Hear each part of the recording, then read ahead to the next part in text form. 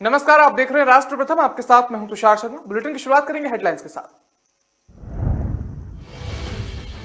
ज्ञानवापी मस्जिद विवाद मामले में इलाहाबाद हाई कोर्ट करेगा आज अहम सुनवाई। कुल 5 अर्जी हैं दाखिल।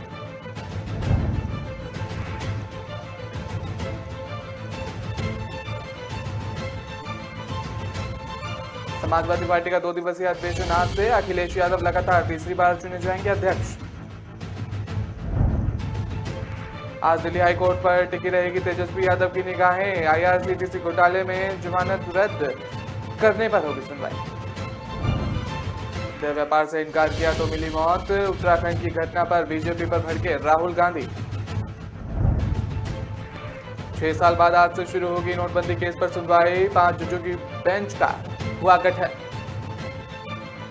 अब खबरें जानेंगे विस्तार से। आपको बता दें कि वाराणसी की ज्ञानवापी मस्जिद विवाद से जुड़े मामले में इलाहाबाद हाई कोर्ट में आज एक बार फिर से सुनवाई होगी। इस मामले में 5 याचिकाएं दाखिल की गई थी। इसमें से 3 याचिकाओं पर सुनवाई पूरी हो चुकी है। की अदालत से जारी विवादित परिसर का सर्वेक्षण एसआई से कराए जाने के आदेश के खिलाफ दाखिल 2 याचिकाओं पर हाईकोर्ट में आज सुनवाई होगी।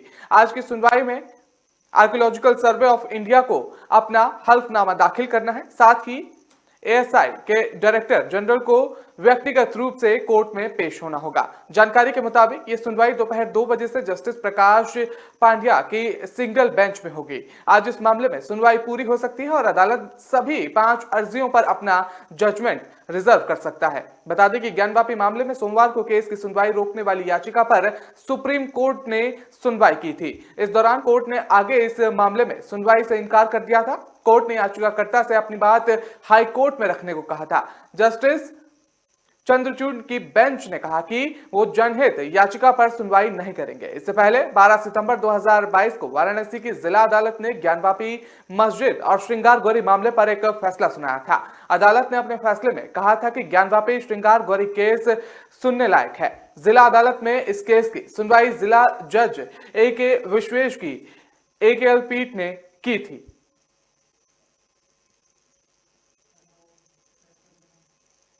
यूपी में मुख्य विपक्षी दल समाजवादी पार्टी का 2 दिवसीय अधिवेशन आज से शुरू हो रहा है। आज प्रतिनिधि अधिवेशन है, जबकि 29 सितंबर को राष्ट्रीय अधिवेशन होगा। अधिवेशन सुबह 11 बजे से लखनऊ के रमाबाई मैदान में शुरू होगा और इन अधिवेशनों में पार्टी के करीब 25,000 प्रतिनिधि हिस्सा लेंगे।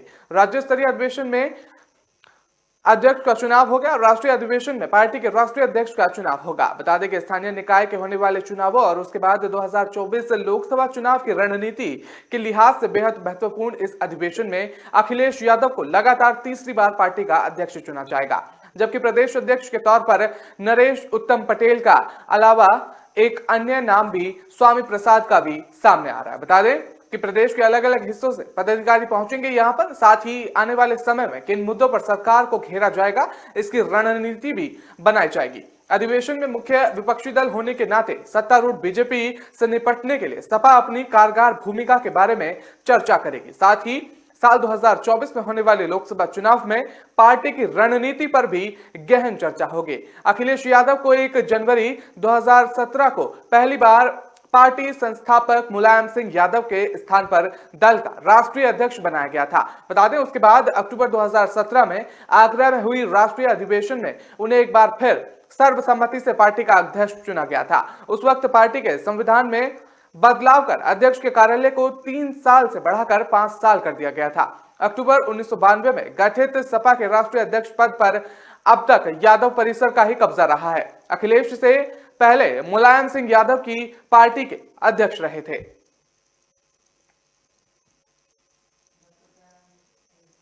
बिहार के उप मुख्यमंत्री और आरजेडी नेताओं की नजर आज दिल्ली हाईकोर्ट पर टिकी रहेगी। दरअसल आज दिल्ली हाईकोर्ट में सीबीआई की उस याचिका पर सुनवाई होगी जिसमें बिहार के डिप्टी सीएम तेजस्वी यादव को आईआरसीटीसी घोटाला में दी गई जमानत को रद्द करने की मांग की गई है। बता दें कि सीबीआई ने तेजस्वी की ओर से एक प्रेस कॉन्फ्रेंस में सीबीआई अधिकारियों को धमकी देने के मामले को लेकर ये याचिका लगाई है।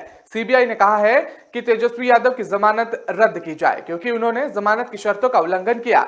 पिछली सुनवाई के दौरान सीबीआई के आवेदन पर स्पेशल कोर्ट की जज गीतांजलि गोयल ने तेजस्वी यादव को नोटिस जारी करके मामले में जवाब मांगा था। वहीं दिल्ली हाईकोर्ट दिल्ली सरकार के मंत्री सत्येंद्र जैन की ओर से दाखिल उस याचिका पर भी आज सुनवाई करेगा, जिसमें जैन ने अपने खिलाफ दर्ज मनी लॉन्ड्रिंग के मामले को दूसरी अदालत में ट्रांसफर करने के निचली अदालत के आदेश को चुनौती दी गई थी। बता दें, इस मामले की पिछली सुनवाई के दौरान हाईकोर्ट ने ईडी से जवाब मांगा था। जस्टिस योगेश खन्ना जैन की याचिका पर ईडी को नोटिस जारी करके उससे लघु उत्तर दाखिल कराने के लिए कहा और मामले को आगे की सुनवाई के लिए 28 सितंबर को सूचीबद्ध किया गया था। तो आज मामले में सुनवाई होनी है।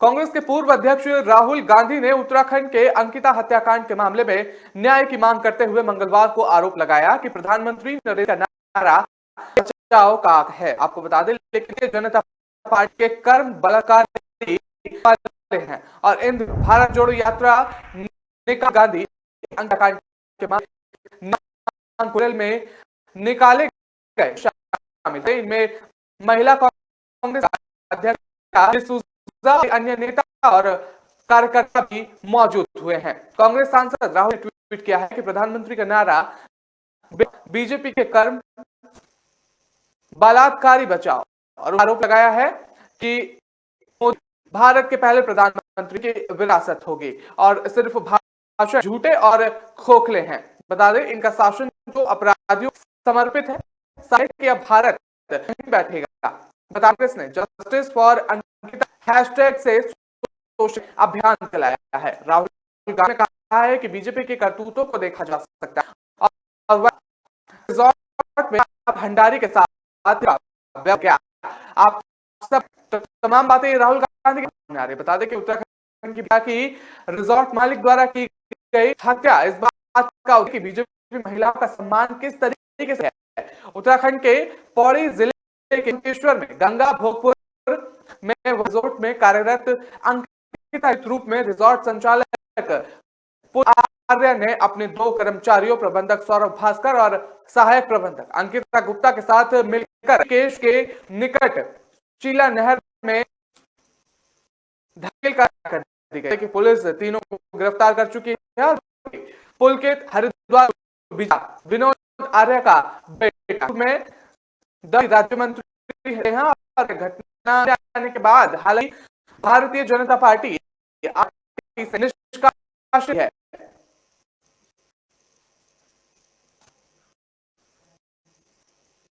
नोटबंदी के 6 साल बाद अब सुप्रीम कोर्ट की संविधान पीठ इसकी वैधता पर सुनवाई करेगी। के लिए जस्टिस एस अब्दुल नजीर की अध्यक्षता में 5 जजों की बेंच का गठन किया गया है। आज बेंच मामले में विस्तृत सुनवाई की तय कर सकती है। 2016 को मामला लेकिन बेंच का गठन अब तक नहीं हो पाया था। अब जबकि बेंच का गठन हो गया है तो उम्मीद की जा रही है इस मामले में जल्द सुनवाई भी पूरी हो सकती है। नरेंद्र मोदी सरकार ने जब 2016 में नोटबंदी की थी तो उसके बाद देश भर की अदालतों में केस दायर किए गए थे। उस वक्त सुप्रीम कोर्ट ने देश भर की अदालतों में पेंडिंग नोटबंदी सभी केस की सुनवाई पर रोक लगा दी थी। 5 जज के पास भी किया था।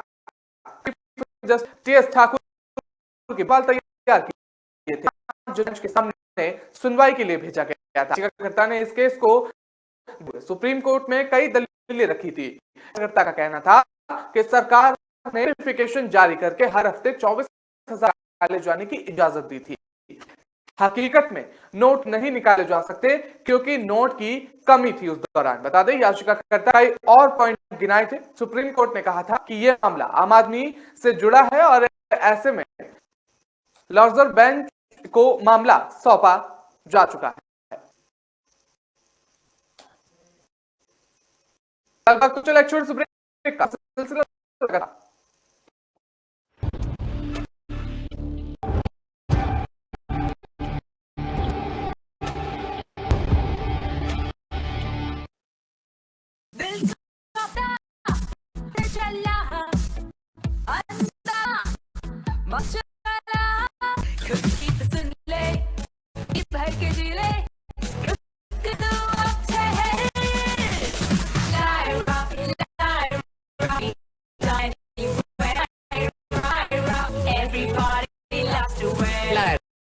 anywhere.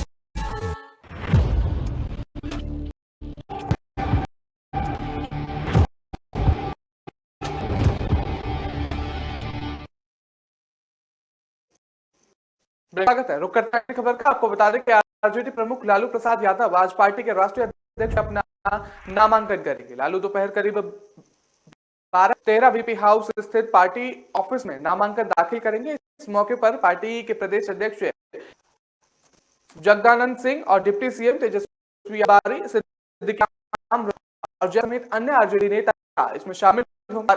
आज से राष्ट्रीय अध्यक्ष कार्यकारिणी के पद के लिए नामांकन की प्रक्रिया शुरू होगी।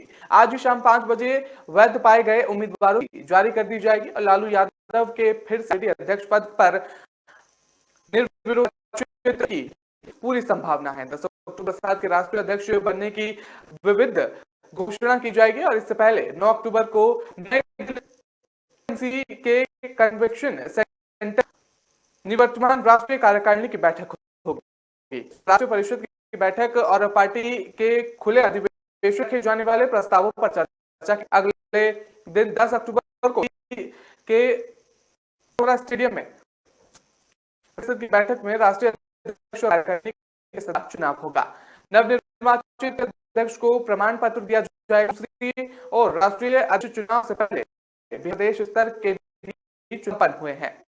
बता दें जगदानंद बिहार आरजेडी अध्यक्ष और उन्होंने आरजेडी सुप्रीमो लालू यादव के से चुनाव किया था और उनके खिलाफ किसी और कैंडिडेट में नामांकन किया था।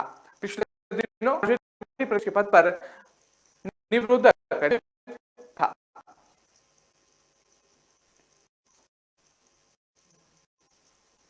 जेडीयू के राष्ट्रीय अध्यक्ष ललन सिंह और जनता पार्टी राज्यसभा सदस्य सुशील दिनों एक दूसरे पर खूब बयानबाजी का दौर जारी है। सोशल अब दोनों नेताओं ने एक दूसरे की भविष्यवाणी कर दी है। पहली भविष्यवाणी ये है कि सुशील कुमार मोदी प्रदेश बीजेपी के प्रदेश अध्यक्ष बनने जा रहे हैं और वहीं दूसरी भविष्यवाणी ये है कि राजीव रंजन सिंह उर्फ ललन सिंह मुंगेर से जेडीयू का जिला अध्यक्ष बनाया जा रहा है। ललन सिंह मुंगेर से जनता दल यूनाइटेड के सांसद हैं और सुशील कुमार मोदी ने मंगलवार को कहा कि उन्हें जानकारी मिली है कि बहुत जल्द ही नीतीश कुमार ललन सिंह को राष्ट्रीय अध्यक्ष की जिम्मेदारी से मुक्त कर मुंगेर का जिला अध्यक्ष बना रहे हैं ताकि वो अपने लोकसभा क्षेत्र पर ज्यादा ध्यान से दे सकते हैं और कहा कि ललन सिंह का जेडीयू में वही हश्र होने वाला है जो जॉर्ज शरद यादव और रामचंद्र सिंह का हुआ है। सुशील कुमार मोदी ने कहा कि महागठबंधन से सतर्क रहने की आवश्यकता है जो तुष्टिकरण के लिए पीएफआई जैसे संगठन और पाकिस्तान जिंदाबाद के नारे लगवाने वालों का समर्थन कर रहा है। बता दें कि आरजेडी के वरिष्ठ नेता शिवानंद तिवारी ने पीएफआई के समर्थन द्वारा महाराष्ट्र में पाकिस्तान जिंदाबाद लगाने वालों का समर्थन करते हुए कहा कि यह भी विरोध करने का एक तरीका है। सुशील कुमार मोदी के दावे पर ललन सिंह ने मंगलवार को ट्वीट किया कि सुशील कुमार मोदी जी,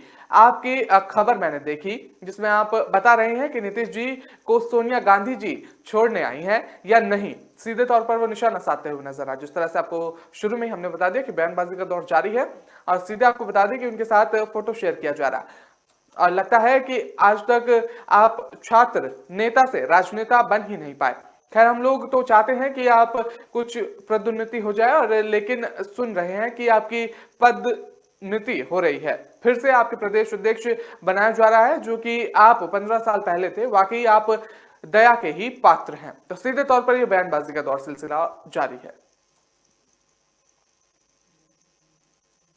बिहार के उप मुख्यमंत्री तेजस्वी यादव मंगलवार को दिल्ली से पटना लौटे। इस दौरान पटना एयरपोर्ट पर उन्होंने भारतीय जनता पार्टी पर हमला साधा। बता दें कि बीजेपी लगातार हरियाणा में हुए सम्मान रैली को लेकर सवाल खड़े कर रही थी। इसको लेकर तेजस्वी यादव ने कहा कि इन्हें जो कहना है कहने दीजिए। इन लोगों में अपना कंपटीशन है, सबको अपना काम करना है और हम लोग भी अपना काम कर रहे हैं। इस दौरान एक सवाल पर तेजस्वी यादव ने केंद्रीय गृह मंत्री अमित शाह को पैसे देने की बात कही। बता दें कि दरअसल तेजस्वी यादव ने एक सवाल के जवाब में कहा कि वो अमित शाह को पैसे देंगे, वो पूर्णिया एयरपोर्ट का टिकट कटवा लें, अमित शाह टिकट कटाकर चले जाएं। बता दें कि अमित शाह जब हाल ही में 2 दिन के लिए बिहार आए थे तो उन्होंने मंच से कहा था कि पूर्णिया में एयरपोर्ट बना क्या है और इसी को लेकर तेजस्वी यादव ने आज पटना एयरपोर्ट पर बयान देते हुए अमित शाह को पैसे देकर टिकट कटवा लेने की बात कही और साथ ही निशाना भी साधा। आगे मिशन 2024 को लेकर तेजस्वी यादव ने बड़ा बयान दिया। सवाल पर काफी कह रही है कि नीतीश कुमार दिन में सपना देख रहे हैं कि इस पर यादव ने जवाब देते हुए कहा है कि नीतीश और नतीजा आपको पता है बिहार का क्या है, बेको है 40 में से जीते थे, अब 40 में से एक सीट जाए वो उनके लिए बहुत, तो सीधे तौर पर वो जनता पार्टी बनते हुए नजर आए। राष्ट्रपति द्रौपदी मुर्मू ने बाल विवाह को पूरी तरह से अमान्य करने वाले हरियाणा के कानून को अपनी मंजूरी दे दी है। साथ ही इस तरह 15 से 18 साल के लड़के और लड़की के बीच वैवाहिक संबंध पूर्ण रूप से अवैध माना जाएगा। सुप्रीम कोर्ट के बाद बाल विवाह प्रतिषेध विधेयक 2020 लाया गया था। सुप्रीम कोर्ट ने घोषित किया था कि यौन अपराधों से बच्चों का संरक्षण अधिनियम 2012 एक विशेष कानून होने के नाते भारतीय दंड संहिता यानी कि आईपीसी 1860 और 15 से 18 साल की आयु की नाबालिग पत्नी के साथ यौन संबंध पर लागू होता है। इसमें कहा गया है कि आईपीसी की धारा 375 का प्रचलित अपवाद 2 मनमाना और संविधान का उल्लंघन है। इसके अनुसार सुप्रीम कोर्ट ने आईपीसी की धारा 375 के मौजूदा अपवाद 2 को अमान्य कर दिया और इसके तहत 15 से 18 साल की आयु के पुरुष और उसकी पत्नी के बीच यौन संबंध धारा 375 के तहत परिभाषित बलात्कार के अपराध की श्रेणी में नहीं आता है, लेकिन पोक्सो अधिनियम की धारा 6 के प्रावधान के तहत यह बलात्कार की परिभाषा के अंतर्गत आता है। सुप्रीम कोर्ट ने यह भी कहा है कि सभी राज्य विधायकों के लिए ये बुद्धिमानी होगी कि वो बाल विवाह को शून्य बनाने के लिए कर्नाटक के मार्ग पर अपनाएं। साथ ही ये सुनिश्चित करें कि किसी नाबालिग लड़की और उसके पति के बीच यौन संबंध पोक्सो अधिनियम और आईपीसी के तहत एक दंडनीय अपराध हो। गृह मंत्रालय के एक अधिकारी ने कहा कि इसके तहत बाल विवाह प्रतिषेध विधेयक 2020 लाया गया था और कानून को अब राष्ट्रपति की सहमति भी प्राप्त हो गई है।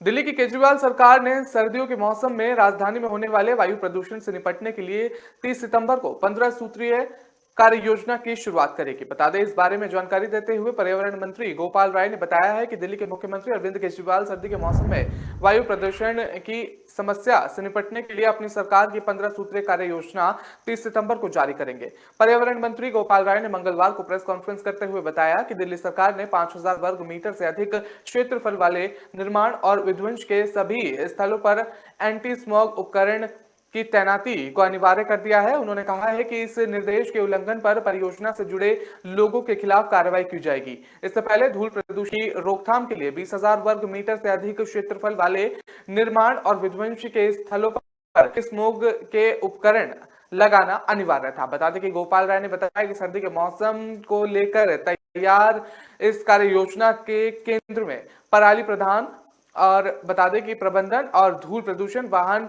उत्सर्जन और खुले में कूड़ा जलाना, औद्योगिक प्रदूषण, सार्वजनिक वाले स्थल, स्मोक टावर और पटाखा और पड़ोसी राज्यों के साथ संयुक्त कार्रवाई समेत अन्य मुद्दे हैं। राय ने कहा कि जैसे ही वायु गुणवत्ता प्रबंधक आयोग आदेश जारी करेगा, वैसे ही संशोधित ग्रेडेड रिस्पांस एक्शन प्लान इलाकों में हालात की गंभीरता के अनुरूप वाले वायु प्रदूषण रोधी को लागू कर दिया जाएगा। तो सीधे तौर पर दिल्ली सरकार प्रदूषण से निपटने की तैयारी में जुट गई है। फिलहाल वक्त तो चला एक छोटे से ब्रेक का। खबरों का सिलसिला लगातार जारी रहेगा।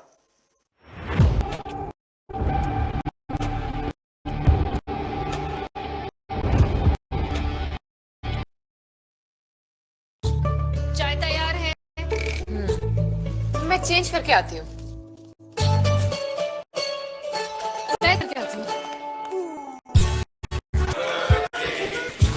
मैं चेंज करके आती हूँ।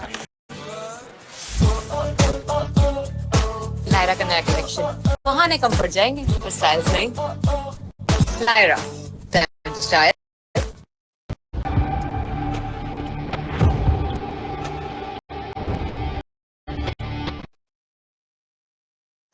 ब्रेक के बाद आपका स्वागत है। रुक करते हैं अगली खबर का। आपको बता दें कि विधानसभा का विशेष सत्र मंगलवार को शुरू हुआ और इसकी शुरुआत पूर्व सदस्य और श्रद्धांजलि देने से हुई। पंजाब विधानसभा में उस समय हंगामा हो गया जब मुख्यमंत्री भगवंत मान ने विकास लाने की घोषणा की और बीजेपी के सदस्यों ने जमकर स्पीकर ने मार्शल को कांग्रेस के सदन से बाहर निकालने का आदेश दिया, लेकिन कांग्रेस सदस्यों ने बाहर निकलने से मुख्यमंत्री भगवत मान ने कहा कि कांग्रेस के सदस्य बीजेपी से मिले और उन्होंने तो बीजेपी की बी टीम बताया। बता दें कि भगवत और से लाए गए विश्वास मत विरोध में बीजेपी विधायक अश्विन शर्मा जन महाजन से सदन वॉकआउट किया।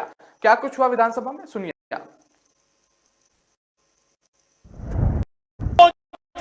जिन्हों ने ऑपरेशन लोटस चलाया सीगा वो तो चुप करे बैठे, उन्होंने बीटी मूहरे कर रखी है।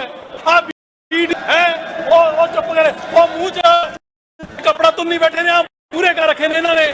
सर हुण तक सुन लो, हुण स्पीकर साहब चार स्टेटां दे विच, चार स्टेटां करनाटका, गोवा, मध्य प्रदेश, ये स्टेटां आंध्र प्रदेश ओदा गवा चुके, हुण तक साहब इन्हां दे 9 मुख्यमंत्री ने जिहड़े वो बीजेपी दे विच शामिल हो चुके, मिल चुके। हुण तक सर इन्हां दे तकरीबन पौने 200 के करीब MLA ने जिहड़े ओके। जिस दिन पंजाब दे विच ऑपरेशन लोटस इन्हां ने शुरू कीता सीगा, उसे दिन कांग्रेस के 11 चों 8 MLA ने जिहड़े वो बीजेपी वाले पट के ले गए सीगे गोवा दे विच। सानू सीगा कि सैशन बुलावांगे, ये साडी गल करनगे कि भाई साडे नाल भी बीजेपी वाले साडे नाल धक्का करके 11 चों 8 बंदे साडे पट के ले। हैरानी उस दिन हुंदी है, हैरानी उस दिन हुंदी है जद उन्हां दे हक बन के, उन्हां दे बी टीम बन के साडा विरोध, लोकतंत्र का विरोध करते हैं। सर पंजाब के लोगों ने आरटीओ अरविंद केजरीवाल जी नूं और मान जी नूं मेजोरिटी दी है 92 सीटां दे नाल। सर साडी जिम्मेवारी बनती है कि जिहड़ा पंजाब के लोगों ने फतवा दिता है उहनूं कोई ऐ जे रल मिल के पंजाब नूं लोकां दे दित्ते होए फतवे नूं, ये साडी ड्यूटी बनती है। सीएम साहब ने कहा सीगा कि असी कॉन्फिडेंस मोशन लेके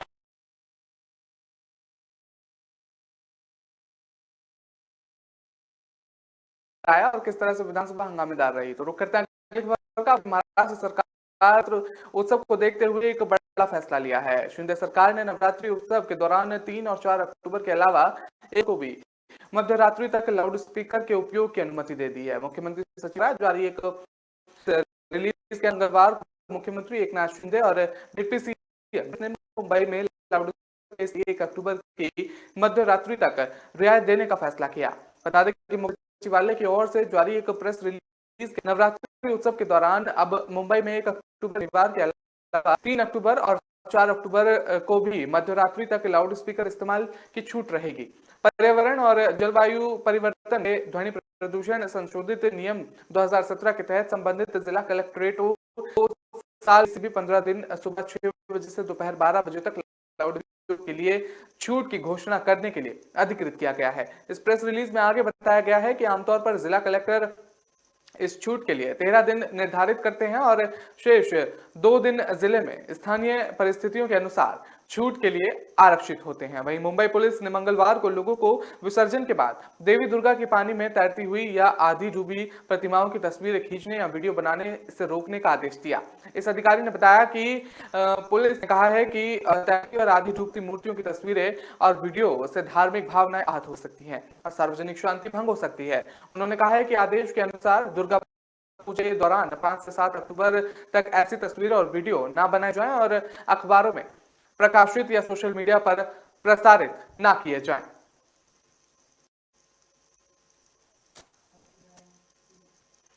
कांग्रेस के राष्ट्रीय अध्यक्ष पद के चुनाव प्रतिक्रिया जारी है और राजस्थान में सियासी उठापटक के बाद पेच फंस गया है। बता दें अब आखिरी कौन राष्ट्रीय अध्यक्ष के पद का चुनाव लड़ेगा, सीधे तौर पर सवाल खड़ा हो गया है। बता दें राजनीतिक गलियारों में तैरता हुआ नजर मंत्री ने बड़ा बयान दिया है इसको लेकर। उन्होंने बताया कि खुद को अध्यक्ष पद की रेस से बाहर बताया है उन्होंने। और बघेल कल यानी बुधवार को राहुल गांधी की भारत जोड़ो यात्रा रायपुर हेलीपैड पर बघेल मीडिया से जवाब दे रहे थे। उन्होंने राष्ट्रीय अध्यक्ष पद के लिए खुद को छोटा बताया।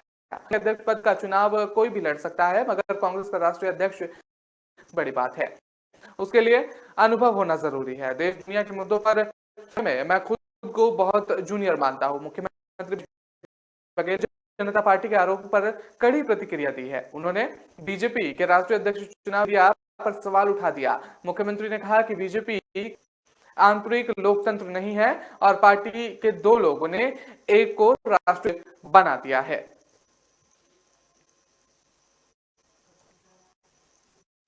कांग्रेस गुजरात के सौराष्ट्र में आज एक यात्रा की। पार्टी ने इस चलो कांग्रेस के साथ मां के द्वार नाम दिया गया है और बता दें कि नवरात्रि को देखते हुए इस यात्रा का नाम है और ये यात्रा पूरे इसकी शुरुआत राजकोट शहर से होगी और जूनागढ़ जिले के सिद्धसर में गठीला की यात्रा के बाद खत्म होगी। कांग्रेस का मानना है कि इस यात्रा का प्रबल सौराष्ट्र क्षेत्र की करीबी 25 सीटों पर पड़ेगा। कांग्रेस विधायक ललित ने शुक्रवार को बताया था कि यात्रा चलो कांग्रेस के साथ मां के द्वार की यात्रा राजकोट से बुधवार सुबह 8 बजे शुरू होगी और कगथरा ने बताया था कि खोडल धाम मंदिर ट्रस्ट के अध्यक्ष पटेल 500 वाहनों के साथ राजकोट जिले के कागवाड़ मंदिर में रैली का स्वागत करेंगे। पटेल का आधार लौवा पाटीदार समुदाय में अच्छा माना जाता है। वो बता दें कि मंदिर के न्यासी भी हैं और कांग्रेस की यात्रा राजकोट से शुरू होकर जूनागढ़ जिले के सिद्धसर में गठीला की यात्रा के बाद खत्म होगी। ये दोनों स्थान कदवा पाटीदार समुदाय की देवी मां उमिया के मंदिरों के लिए जाने जाते हैं। बता दें यात्रा शुरू करने से पहले यात्री राजकोट में सरदार पटेल, इंदिरा गांधी और बाबा साहेब अंबेडकर की प्रतिमाओं पर माला अर्पण कर वीरपुर के जालाराम बापा में पूजा अर्चना करेंगे। इसके बाद वो खोडल धाम मंदिर पहुंचेंगे। इस यात्रा में गुजरात कांग्रेस के वरिष्ठ नेता और राज्यसभा सदस्य शक्ति सिंह गोहिल भी इसमें शामिल होंगे। राजधानी पटना समेत बिहार के तमाम जिलों में मानसून अभी सक्रिय है। पिछले कई दिनों से यहां हल्की से मध्यम बारिश दर्ज की जा रही है। हालांकि अब मानसून के जाने का समय है, बावजूद इसके गरज के साथ बादल बरस रहे हैं। वहीं लगातार हो रही बारिश से पटना में मौसम काफी खुशनुमा बना हुआ है और तापमान में भी काफी गिरावट दर्ज की गई है। वहीं मौसम विभाग के मुताबिक पटना सहित तमाम जिलों में अभी कुछ दिनों और झमाझम पानी बरसने की संभावना जताई जा रही है। मंगलवार को भी जिले में दिन भर आंशिक रूप से बादल छाए रहेंगे और दोपहर बाद मेघ गरज के साथ बारिश भी हो सकती है। बता दें वहीं मौसम विभाग ने पटना में बुधवार यानी आज भी बारिश और वज्रपात की संभावना जताई है। मौसम विभाग के मुताबिक पटना में आज 28 सितंबर बुधवार के दिन भर बारिश और आंशिक रूप से आसमान में बादल छाए रहेंगे और बारिश या गरज के साथ बौछार पड़ने या धूल भरी आंधी चलने की संभावना भी जताई गई है।